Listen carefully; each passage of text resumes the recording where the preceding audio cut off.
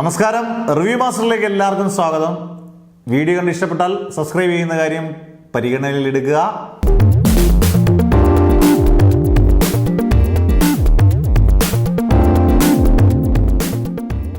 ഭ്രമയുഗം, ഒരു പേരിൽ തന്നെ ഒരു വ്യത്യാസം. ഭ്രമയുഗം അല്ലേ?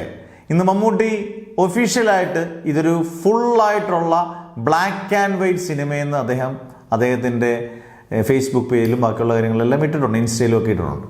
ഞാൻ ഇതിൻ്റെ ആദ്യത്തെ ഫസ്റ്റ് ലുക്ക് പോസ്റ്റ് തുടങ്ങിയ പോലെ നിങ്ങൾക്ക് ഈ വീഡിയോ കാണുന്നവരാണെങ്കിൽ അറിയാം. ഞാൻ ആദ്യമേ പറഞ്ഞു ഒരു full through out black and white സിനിമയാണ്. അതുപോലെ തന്നെ പറഞ്ഞു, അതുപോലെ തന്നെ കൃത്യമായിട്ട് വരികയും ചെയ്തു. കാരണം ഇതിനകത്ത് അന്നേരം ഒരുപാട് പേര് കമൻറ്റ് ചെയ്തു. ശരി, നമ്മളായാലും സ്വാഭാവികമായിട്ടും ആലോചിച്ച് പോകും. കാരണം ബ്ലാക്ക് ആൻഡ് വൈറ്റ് സിനിമയോ ഫ്ലാഷ് ബാക്ക്, ഈ പല സിനിമകളും ഫ്ലാഷ് ബാക്ക് ഒക്കെ പറയുമ്പം ബ്ലാക്ക് ആൻഡ് വൈറ്റ് കാണിക്കും, അതായിരിക്കും എന്ന് പലരും കമൻറ്റ് ചെയ്തു. കുറച്ച് കളറേ ഉള്ളൂ എന്ന് ചിലർ കമൻറ്റ് ചെയ്തു. പക്ഷേ ഈ സിനിമ ആദ്യം മുതൽ അവരുടെ ഒരു ശൈലിയും പാറ്റേണും അങ്ങനെ തന്നെയായിരുന്നു. നിങ്ങൾ ശ്രദ്ധിച്ചാൽ അറിയാം, ഈ സിനിമ ഒരു ബ്ലാക്ക് ആൻഡ് വൈറ്റിലാണ് പോസ്റ്ററുകളെല്ലാം ഡിസൈൻ ചെയ്തിരിക്കുന്നത്. പിന്നെ പൂർണ്ണമായും ഒരു സീനിൽ പോലും കളറില്ലാതെ പൂർണ്ണമായും ബ്ലാക്ക് ആൻഡ് വൈറ്റിൽ അണിയിച്ചൊരുക്കുന്ന സിനിമ. അതുകൊണ്ട് തന്നെ ഞാൻ ഈ ചിത്രത്തിനെ ഒരു പരീക്ഷണ ചിത്രമെന്നാണ് എനിക്ക് എൻ്റെ രീതിയിൽ തോന്നുന്നത്. നിങ്ങൾക്ക് നിങ്ങളുടെ കമൻസ് ഇടാം. ഒരു പരീക്ഷണ ചിത്രമായിരിക്കും, പക്ഷേ അത് മമ്മൂട്ടി എന്ന് പറയുന്ന നടൻ ഒരു പരീക്ഷണ ചിത്രം ഏറ്റെടുക്കുമ്പം അതിന് വിജയ സാധ്യത അല്ലെങ്കിൽ അഭിനയ സാധ്യത എല്ലാം കണ്ടുകൊണ്ടായിരിക്കും അദ്ദേഹം. അഭിനയ സാധ്യത 100% ഗ്യാരണ്ടി. വിജയ സാധ്യത നമ്മൾ ആ ബ്ലാക്ക് ആൻഡ് വൈറ്റ് സിനിമ, ഇപ്പം ഞാനൊന്നും ഒരു ബ്ലാക്ക് ആൻഡ് വൈറ്റ് സിനിമ തിയേറ്ററിൽ പോയി ഫുള്ളായിട്ടൊന്നും ഞാൻ കണ്ടിട്ടില്ല. ഞാൻ ഹോളിവുഡ് സിനിമ നമ്മൾ ചിലപ്പം ടി വിക്കകത്ത് മൊബൈലിനകത്തോ കാണുമായിരിക്കും. പക്ഷേ ഒരു black and white Malayala cinema ഞാനൊരു തിയേറ്ററിൽ പോയി കണ്ടിട്ടില്ല. അന്നേരം തിയേറ്ററിൽ നമുക്കൊരു കാണാൻ ഒരാകാംക്ഷ, തിയേറ്ററിൽ കാണാൻ ഒരു ബ്ലാക്ക് ആൻഡ് വൈറ്റ് സിനിമ ആകാംക്ഷ അവരാരും തള്ളി മറിച്ചിട്ടൊന്നുമില്ല. അതുകൊണ്ട് തന്നെ ഒരു പരീക്ഷണ ചിത്രം എന്നുള്ള രീതിയിൽ ബ്ലാക്ക് ആൻഡ് വൈറ്റ് സിനിമ, പ്രത്യേകിച്ചും അത് നൂറ്റാണ്ടുകൾക്ക് മുമ്പുള്ള കഥയുമാണ്. ഈ പറഞ്ഞ പോലെ ദുർമന്ത്രവാദവും കാര്യങ്ങളും ഒക്കെ ആയതുകൊണ്ട് നമുക്കൊരു ഒരു ഒരു ഒരു ഒരു ആകാംക്ഷയുടെ മുൾമുനയിൽ നിന്നുകൊണ്ടാണ് നമ്മളിപ്പം ആ സിനിമ കാണാൻ പോകുന്നത്. ഈ പറഞ്ഞ പോലെ വലിയ ഹൈപ്പ് ഇല്ലാതെ പോയി കണ്ടാൽ നല്ലൊരു ഡയറക്ടറും കൂടിയാണ് രാഹുൽ സദാശിവൻ. ഭൂതകാലം എന്ന് പറഞ്ഞാൽ അദ്ദേഹത്തിൻ്റെ സിനിമ വളരെ വളരെ ഗംഭീര സിനിമയായിരുന്നു. എനിക്ക് ഭയങ്കരമായിട്ട് പേഴ്സണലി ഫേവറേറ്റ് സിനിമകളിലൊന്നാണ്. വളരെ 2 ക്യാരക്ടേഴ്സേ ഉള്ളൂ. ഇതിനകത്തും ഒരു 5 ക്യാരക്ടേഴ്സ് അങ്ങനെ ഉള്ളൂ മാക്സിമം.